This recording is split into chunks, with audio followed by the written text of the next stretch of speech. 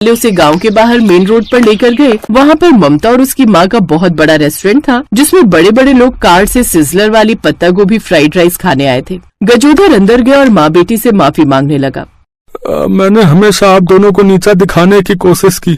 आप लोगों से ही काम सीखकर मैंने अलग दुकान लगा ली। मैं आप लोगों से जलता था, पर आपने तो इतना बड़ा रेस्टोरेंट खोल लिया जिसमें इतने बड़े बड़े लोग आते हैं। काका, इसीलिए किसी से जलो मत। आप लोग मुझे भी नौकरी पर रख लो। इस बार मैं सच में नौकरी ही मांग रहा हूँ। वहाँ धूप में खड़े खड़े इस उम्र में हालत खराब हो जाती है। ठीक है, आप यहीं काम कीजिए। उस दिन के बाद गजोधर भी उनके रेस्टोरेंट में काम करने लगा और सब खुशी खुशी रहने लगे।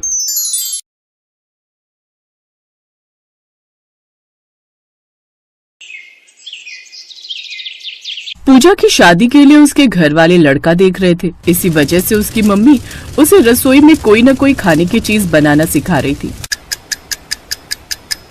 मम्मी, मैं कितनी मर्जी कोशिश कर लूं, मैं ठीक से चावल नहीं बना पा रही हूँ।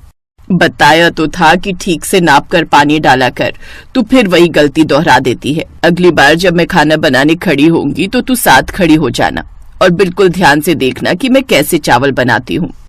ओके मेरी प्यारी मम्मा। पूजा की माँ लड़के वालों ने पूजा को पसंद कर लिया है। कल हमें रेस्टोरेंट में बुला रहे। वो चाहते हैं कि कल ही रोका कर दे। कल? फिर तो हमें भी तैयारी करनी होगी। चावल की बात बीच में ही रह गई और पूजा की शादी की तैयारियां शुरू हो गई। खूब धूमधाम से पूजा की शादी हुई। शादी के बाद पूजा अपने ससुराल पहुंची। पूजा ने सबके लिए हलवा बनाया और सबने हलवे की बहुत तारीफ की। बहुत स्वादिष्ट हलवा बनाया है, सचमुच बढ़िया घी डालकर भुना हुआ हलवा है। हलवा बिल्कुल सही चीनी डालकर बनाया है, मीठा भी एकदम बढ़िया डाला है। हलवा अच्छा बनाया है पूजा। वैसे मैं भी ऐसे ही बनाती हूँ। बाकी चीजें तो अभी तुम्हारे हाथ की किसी ने खाई नहीं है, तो वो तो बाद में पता चलेगा कि तुम बाकी खाना कैसा बनाती हो। अच्छा ही बनाती होगी बहू, जैसे तुम बढ़िया खाना बनाती हो। मुझे हलवा खाकर यकीन हो गया है कि पूजा बहू भी खाना बनाने में माहिर होगी। सास की बात सुनकर पूजा थोड़ी टेंशन में आ गई, क्योंकि वो जानती थी कि वो सब कुछ अच्छा बना सकती है, पर चावल बनाने के लिए अगर किसी ने कहा तो कहीं चावल खराब ना बन जाए। अगले कुछ दिन तक तो पूजा ने खाना नहीं बनाया, पर धीरे धीरे जब पूजा रसोई में खाना बनाने लगी तो ऐसे ही एक दिन, पूजा मैंने राजमा बना दिया, तुम चावल बना लो। चावल? हाँ चावल, जीरे वाले। क्यों, क्या हुआ, नहीं बना सकती क्या? नहीं नहीं, ऐसी बात नहीं है भाभी, बना दूंगी, बना लेती हूँ। पर उसे यही चिंता थी कि उसके चावल खराब ना हो जाए। काफी देर तक पूजा सोच में डूबी रही। अचानक कुछ मेहमान मिलने के लिए आ जाते हैं। क्या बात है पूजा, तुमने अभी तक चावल नहीं बनाए? तुम्हें पता है ना, मामा जी मामी जी वगैरह सब खाने के समय आए तो राजमा बने हुए हैं। तुम्हें एक चावल बनाने के लिए बोले, तुमने अभी तक वो भी गैस पर नहीं चढ़ाए। भाभी वो चावल भिगोए थे, बस बना ही रही हूँ। अब पूजा के पास चावल बनाने के सिवा और कोई चारा नहीं था, क्योंकि पहले ही अलका उसे 2 बार टोक चुकी थी। पूजा ने चावल बनाना शुरू किया। बीच बीच में उसकी जेठानी उसे देख रही थी। पूजा, ऐसे काम नहीं चलेगा। देखो मैं इतने काम एक साथ कर लेती हूँ और एक तुम हो जो एक काम करने में घंटों लगा देती हो। अब जल्दी से चावल बना लो, मेहमानों के लिए खाना लगाना है। अलका बार बार उसे चावल के लिए बोलने आ रही थी, पर हर बार की तरह इस बार भी पूजा के चावल पूरी तरह से चिपक कर घुट गए थे।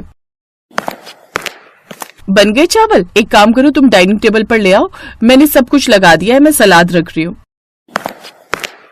पूजा ने चावल बर्तन में निकाले और सबके लिए डाइनिंग टेबल पर ले गई। अरे वाह, आज तो नई बहू के हाथ के चावल खाने को मिलेंगे। पूजा बहू, हमें पूरा यकीन है कि तुमने बढ़िया चावल बनाए होंगे। लाओ भाई, राजमा भी दो और चावल भी।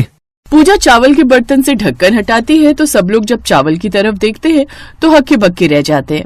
ये क्या है पूजा, तुमने तो चावल की जगह चावल का भरता बना दिया। ये कैसे घुटे हुए चिपके चावल बनाए? मुझे नहीं पता था कि तुम चावल नहीं चावल का भरता बनाओगी। सॉरी, ये सच है, मुझे चावल बनाने नहीं आते। कोई बात नहीं बहू, हम ऐसे ही मिक्स करके खा लेंगे। लाओ दे दो। मामा जी मामी जी, मैं दूसरे चावल बना लाती हूँ। अलका बहू, जाकर रोटी सेक लो। सॉरी मामा जी, सॉरी मामी जी। कोई बात नहीं बेटा, बार बार सॉरी मत बोलो। कभी कभी कुछ चीजें नहीं बनानी आती। देखो तो, हमने तो खा भी लिए। पूजा, अलका से रोटी ले आओ, उसने बना ली होगी। कुछ देर बाद जब मामा मामी चले गए तब अलका ने तूफान खड़ा कर दिया। आपको पता है देवर जी, पूजा ने दोपहर में चावल का भरता बना दिया था। इतनी शर्म आ रही थी मामा जी मामी जी के सामने। बताओ तो वो क्या सोच रहे होंगे कि छोटी बहू को चावल बनाने नहीं आते। पूजा की जेठानी इतना शोर मचाकर उसका अपमान कर रही थी कि पूजा की आंखों में आंसू आ गए। बस भी करो अलका, कितना सुनाओगी। अरे नहीं आते तो क्या हुआ, मैं बनाने सिखा दूंगी बहू को चावल। पूजा बहू चिंता मत करो, आज जो गलती तुमसे हुई है उसके लिए पछतावा करने की कोई जरूरत नहीं। कुछ चीजें ऐसी होती हैं जो हम ठीक से बना ही नहीं पाते। अब मुझे ही देख लो, मैं जब भी आटा गूंथती हूँ तो मेरे से आटा ढीला हो जाता है, मैं आटा सख्त गूंथ ही नहीं पाती। अलका बहू, तुम भी तो कई बार जब कढ़ी बनाती हो तो कभी तो बहुत अच्छी बन जाती है, कभी बिल्कुल नहीं बनती। तो क्या इसमें तुम अपने लिए ढिंडोरा पीटती हो कि तुमसे चीज अच्छी नहीं बनी? और रही बात इन चावलों की, हम इन चावल का भरता ही बनाएंगे, एक नई रेसिपी। चलो पूजा बहू, रसोई में चलते हैं।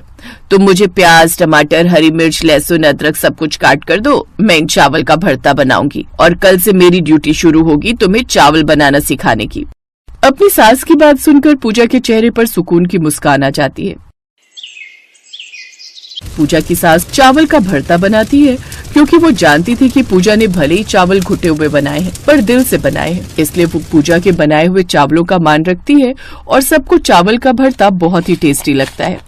वाह प्रकाश की माँ, तूने तो नया ही तरीका अपनाया चावल से भरता बनाने का। बड़े स्वाद लग रहे हैं तुम। पूजा बहू, एक काम करो, तुम चावल बनाना सीखना छोड़ ही दो। तुम ऐसे ही चावल बनाया करो, तुम्हारी सास इनका भरता बना दिया करेगी। क्यों भाई?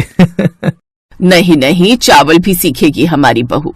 ये अलग बात है कि कभी कभी ये भी ट्राई किया करेंगे, पर बहू को मैं ऐसे चावल बनाना सिखाऊंगी कि चावल का एक एक दाना अलग होगा। अगर चावल खिले खिले बनाने हैं तो सबसे पहले उन्हें बनाने का तरीका सिखाऊंगी। कुकर में कैसे बनाने हैं, खुले में कैसे बनाने हैं, सब तरीके अलग अलग होते हैं। कितने चावल, कितना पानी, हर किसी का अपना हिसाब होता है। पर चावल ऐसे बने होने चाहिए कि बर्तन से एक दाना भी ना चिपके। वही सबसे बढ़िया चावल बनने की पहचान होती है। थैंक यू माँ जी, आपकी जैसी सास पाकर सचमुच मैं बहुत खुश हूँ।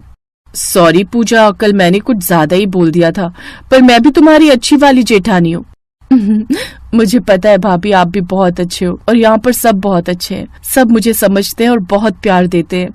पूजा की सास उसे चावल बनाने का सही तरीका बताती है। कुछ दिनों बाद पूजा बहुत अच्छे बढ़िया खिले खिले चावल बनाना सीख जाती है, पर कभी कभी उसके ससुराल में अब चावल का भरता भी बनने लगा, क्योंकि कहीं न कहीं पूजा के हाथ के बने चिपके चावल एक नई पसंदीदा डिश बन गए थे।